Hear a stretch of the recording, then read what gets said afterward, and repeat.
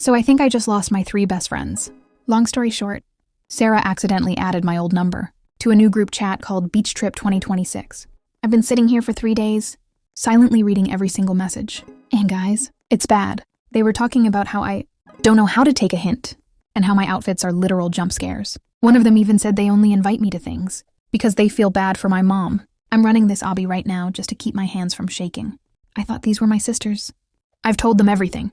I was literally about to send a massive paragraph, exposing them and then blocking them forever. My thumb was hovering over the send button. But then Sarah sent a photo. It was a picture of a custom-made necklace with my name on it.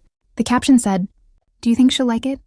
I know she's been depressed lately, so we have to make this the best surprise birthday trip ever. My heart dropped. They weren't being mean. They were acting mean in the main chat in case I saw it. But they were planning a surprise in the one I wasn't supposed to be in. But it's too late. I already hit send on the hate paragraph. I spent the entire night crying. I felt like a monster. I'd sent a massive hate text to Sarah, Bella, and Chloe, only to find out they were supposedly planning a surprise trip for me. I sat there staring at the scene receipt, waiting for my life to end. But this morning, Sarah texted, "It really hurt, but we know you've been stressed. Meet us at the bleachers? We have something for you." I couldn't believe they were forgiving me. I felt like I didn't deserve friends this perfect. When I got there, Bella was holding her phone up, and Chloe had a beautifully wrapped gift box. Sarah looked like she was about to cry. She handed me the box and whispered, "We just want you to know we still love you, despite what you said." My hands were shaking as I ripped the ribbon off.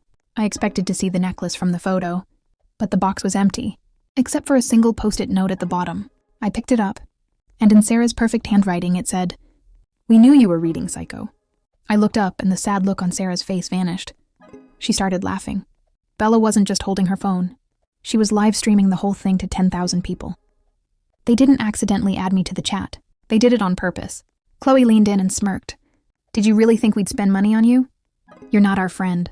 You're our favorite project." They think they won. They think I'm the joke of the school. But they just gave me a reason to ruin them. They thought I was just going to cry in a corner. They thought public humiliation would make me disappear. But Sarah, Bella, and Chloe forgot one thing. I wasn't just the quiet girl in the group. I was the girl who listened. And I heard everything. While they were busy celebrating their viral live stream, I was busy digging through my cloud storage. See, Bella used to let me use her old tablet, and she forgot to log out of her messages. I didn't just have text. I had the screen recordings of them planning the entire bleacher trap. Monday morning, the school was buzzing about the birthday prank. I walked into the auditorium for the big assembly, and I could feel everyone's eyes on me. Sarah was on stage, smirking into the microphone, getting ready to give her spirit committee speech. She looked like she won. She started talking about honesty and school unity. That's when I hit send. I didn't send it to them. I sent the screen recordings to the giant projector screen behind her. The entire auditorium went silent as the video of Sarah, and Chloe laughing about faking the fundraiser money, started playing for everyone to see. The screen shifted to Bella's private texts, where she was caught talking trash about Sarah's boyfriend behind her back. The perfect trio started screaming at each other on stage, while the principal rushed to turn it off. But it was too late. I just sat in the back row, finished my drink, and walked out. They wanted me to be their favorite project. Well, I just finished the job. Don't ever mistake silence for weakness. Part 4 is coming soon. After the assembly, I was the school's most wanted, because my best friends are framing me, and said I was the one who stole the necklace. Not only that, Sarah, Bella, and Chloe were telling everyone I was a stalker who hacked their phones.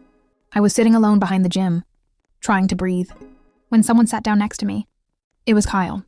Kyle was the guy Sarah had been obsessed with for months. He was quiet, handsome, and way out of her league. I expected him to tell me off. But instead, he handed me a bottle of water and whispered, "I saw what you did in there. It was the bravest thing I've ever seen." My heart skipped a beat.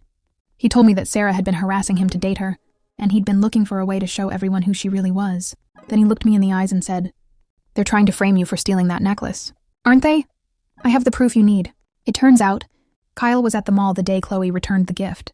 He had a video of her and Sarah laughing about how they were going to use the cash to buy a dress for the dance, leaving me with nothing. "I was waiting for the right person to give this to," he said, sliding his phone toward me. The next morning, when the girls tried to corner me in the hallway with their new lies, Kyle walked up and put his arm around me. The hallway went dead silent. He didn't say a word. He just played the video for everyone to see. The look of pure jealousy on Sarah's face was better than any revenge. Sarah, Bella, and Chloe aren't just social outcasts now. They're gone. And as for me and Kyle, let's just say I finally found a man who I can actually trust. The end.